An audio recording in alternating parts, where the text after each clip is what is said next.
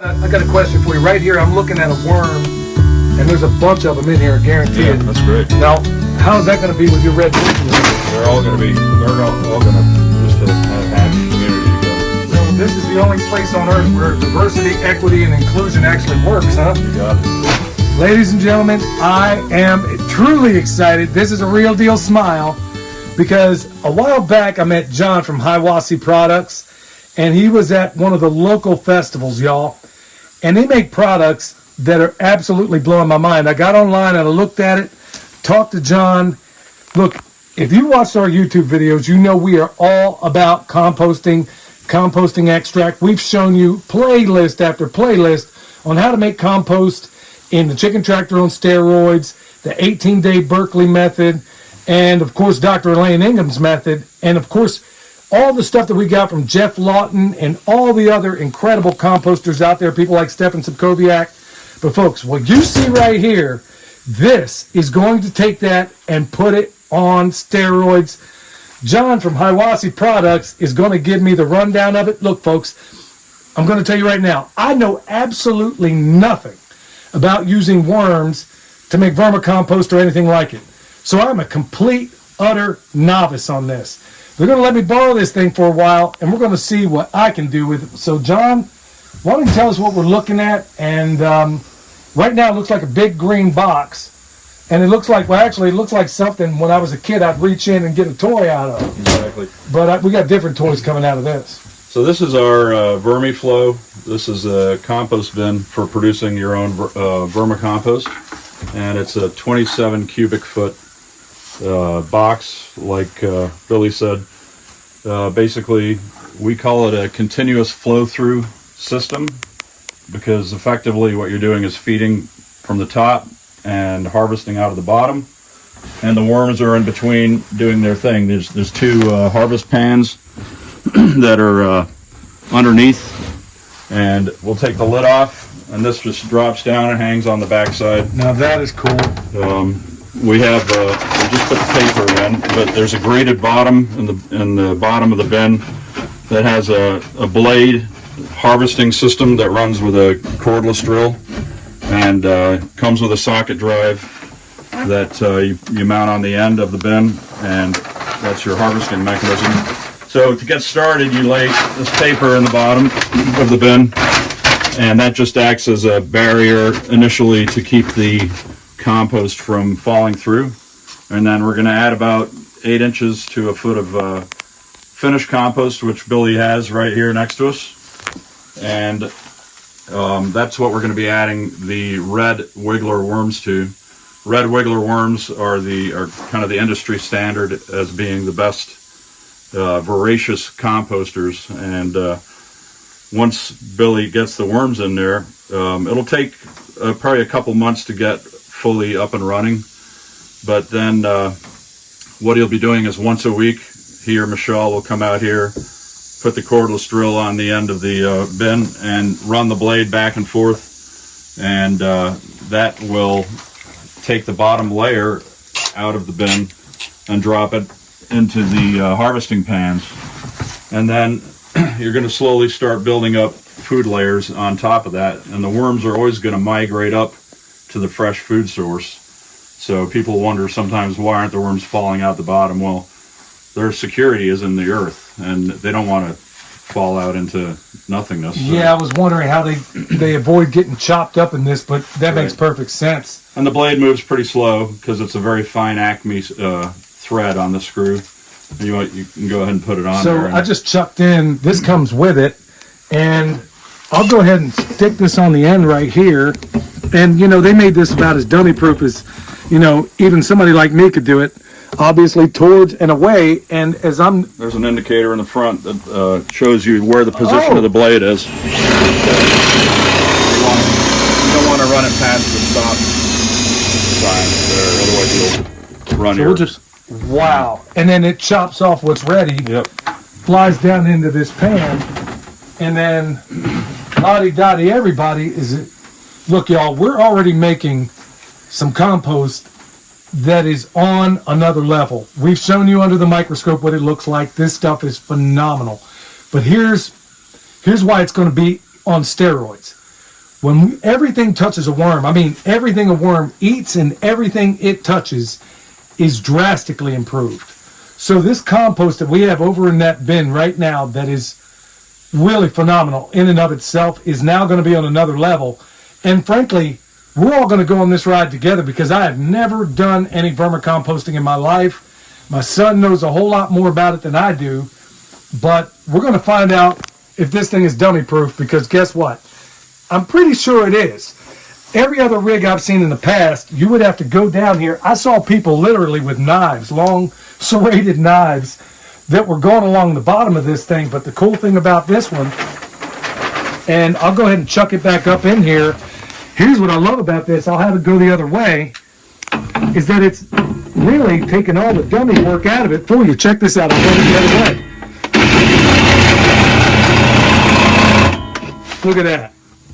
So the paper only needs to be put in just every time you put in new compost, I think. Oh yeah, so actually hopefully only once ever, just the initial startup. So, and then by the time you're ready to harvest, that paper will have decomposed and will be gone already. The worms will have probably eaten it for lunch. Wow. So, I mean, it's simple.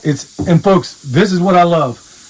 It's elegant, concise, and simple. That's what I love about this design. This is why when I saw him out at the East Tennessee Homestead Alliance and I saw this, I was like, you have got to be kidding me. I can't believe somebody made it this incredibly simple, but unbelievably effective and dummy proof for somebody like me. It's also constructed out of aluminum tubing, and the grate is aluminum angle. The panels are aluminized acrylic panels with an aluminum trim. And the hardware is all stainless steel. The blade and the Acme screw are stainless steel. Wow. It's got self-leveling feet and a nice lid that keeps the worms in the dark and happy.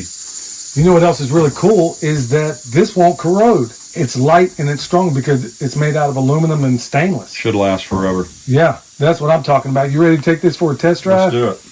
All right, so we'll just lay the paper in the bottom.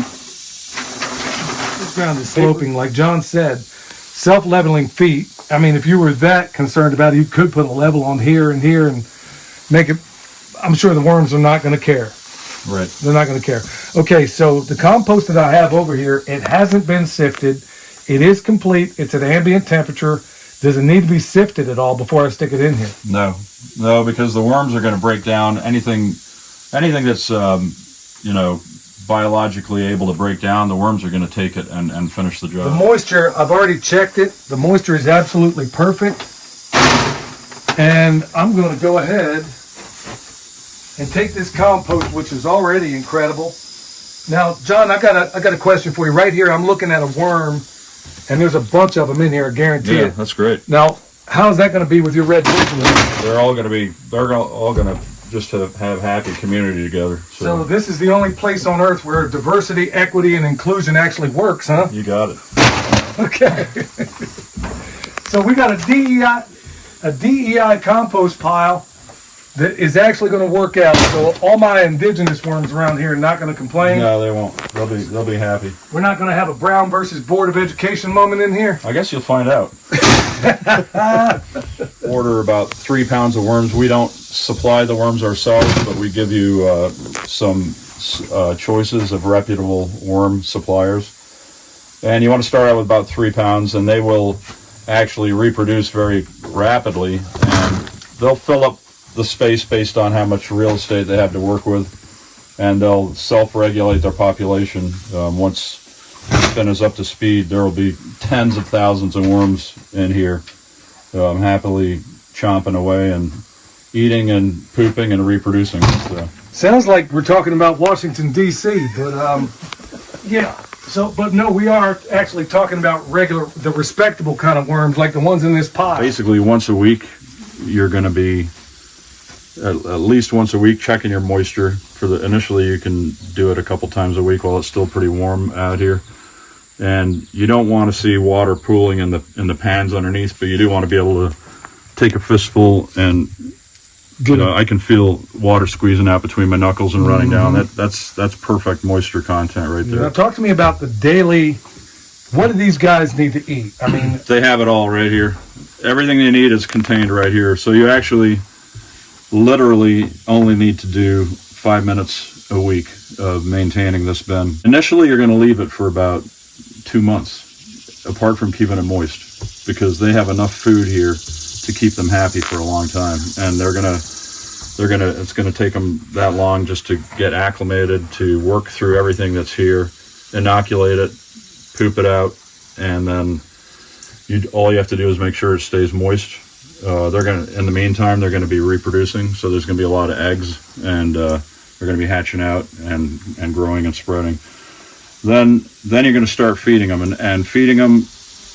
All you need to do, Billy, is keep adding a layer of compost, and that's really all you need to do. What if a person has food scraps and things of that nature? Could they put that in here? You can put food scraps in. Vegetable scraps are fine. You can put in wood chips. You can put in even shredded newspaper. Worms love things like rabbit poop. If you have rabbits, we don't advocate more caustic manures like chicken manure. Sure. or cow manure. It's anything with high octane, yeah. What worms shy away from is the thermophilic process of composting. So they'll stay away from hot breakdown, but once it's broken down, they actually love it. That's what they thrive on. So keep feeding them this compost, and you're going to be getting some black gold out of the bottom. I'm already absolutely shocked, really, by the whole design of it. I mean, so this thing is ambidextrous. I can put my battery drill on either end. Exactly. So if you had a limited space and you can only access one end of this, I mean, how cool is that? It's like you guys have thought of everything. And then, of course, I could take this thing all by my lonesome, stick it back up on top of here, and I'm really blown away at the elegance of this. So I can't wait to find out. I can't wait to find out how this is going to work, because honestly, I know composting is my thing. That's what we do out here, and we make some of the best.